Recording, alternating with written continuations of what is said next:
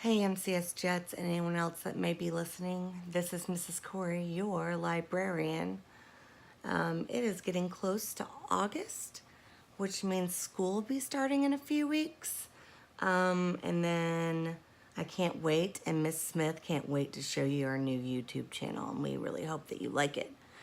For now, I want to go ahead and continue with Dr. Doolittle, and I'm sorry that it's taken me so long. Mrs. Smith has been doing a great job with Secret Garden. Let's get started. Chapter 7. The Bridge of Apes. The Queen had never in her life seen the king so terrible as he got that night. He gnashed his teeth with rage. He threw his toothbrush at the palace cat. He rushed around in his nightshirt and woke up all his army and sent them into the jungle to catch the doctor. Then he made all his servants go, too. His cooks and his gardeners and his barber and Prince Bumpo's tutor. He even made the queen, who was tired from dancing in a pair of tight shoes, go help the soldiers in the search. All this time, the doctor and his animals were running through the forest toward the land of the monkeys as fast as they could go. Gub-Gub soon got tired, and the doctor had to carry him. This made it pretty hard when they had the trunk and a handbag with them as well. The king of the Jolly-Ginky thought his army could find him easily because the doctor was in a strange land and would not know his way. But he was wrong. For Chi-Chi knew all the paths through the jungle. He led the doctor and his pets to the very thickest part of the forest and hid them all in the big hollow tree between high rocks. "We had better wait here," said Chi-Chi, "till the soldiers have gone back to bed. Then we can go on to the land of the monkeys." So there they stayed the whole night through. They often heard the king's men searching and talking in the jungle, but they were quite safe, for no one knew of the hiding place but Chi-Chi, not even the other monkeys. At last, daylight began to come through the thick leaves overhead. Chi-Chi brought the doctor and his animals out of the hiding place, and they set off for the land of monkeys. It was a long, long way, and they often got very tired.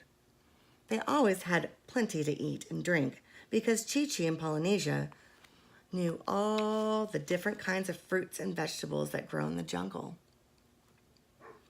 They knew where to find the dates and the figs and the groundnuts and ginger and yams. They knew how to make lemonade out of the juice of wild oranges, sweetened with honey from the bees' nest of hollow trees. At night, they slept in tents made of palm leaves on thick, soft beds of dried grass.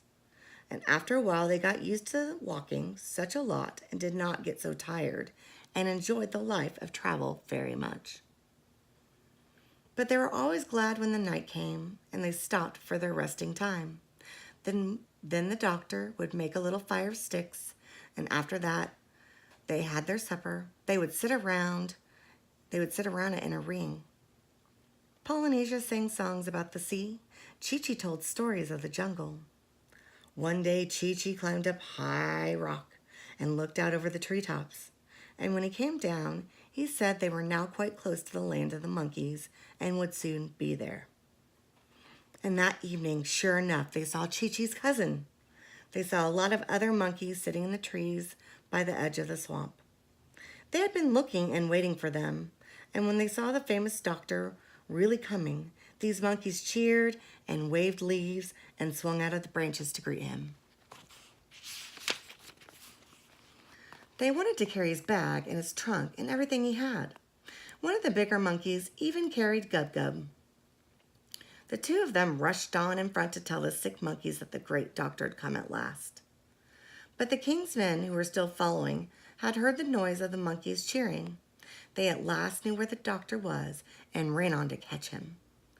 The big monkey carrying Gub-Gub was coming along behind slowly, and he saw the captain of the army sneaking through the trees. So he hurried after the doctor and told him to run.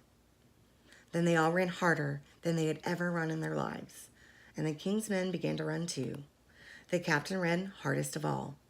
Chi-Chi shouted, "We haven't far to go now." But before they could get into the land of the monkeys, they came to a steep cliff with a river falling below.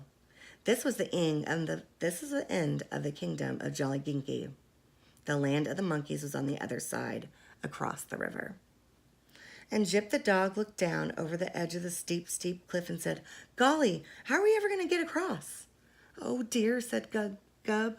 "The king's men are quite close now. Look at them. I'm afraid we are going to be taken back to prison again." And he began to weep.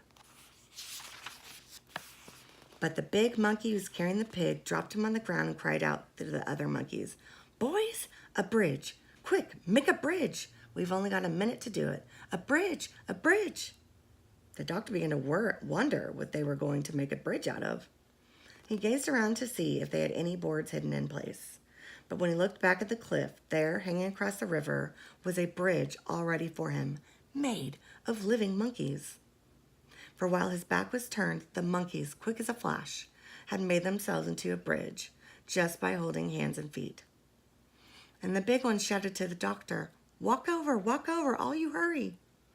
Gub was a bit scared to walk on such a narrow bridge at a dizzy height above the river, but he got over all right, and so did all of them. John Doolittle was the last to cross, and just as he was getting to the other side, the king's men came rushing up to the edge of the cliff.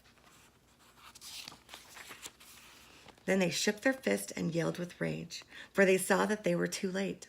The doctor and all of his animals were safe in the land of the monkeys, and the bridge was pulled across to the other side. Then Chi-Chi turned to the doctor and said, "Many great explorers have hidden in the jungle for weeks, hoping to see monkeys do that trick. But we never let an Englishman see it before. You are first to see the famous Bridge of Apes." And the doctor felt very pleased. All right, that's the end of Chapter 7. I'll come back soon with Chapter 8. Love you and miss you, Jets.